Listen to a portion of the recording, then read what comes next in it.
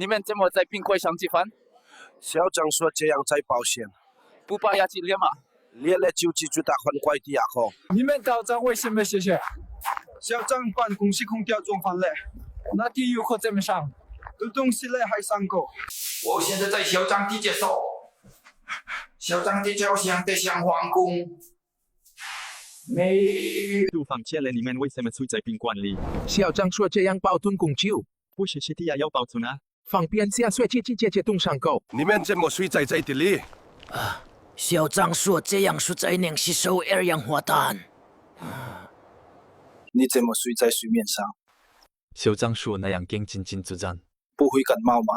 感冒了，校长哪有买感冒药？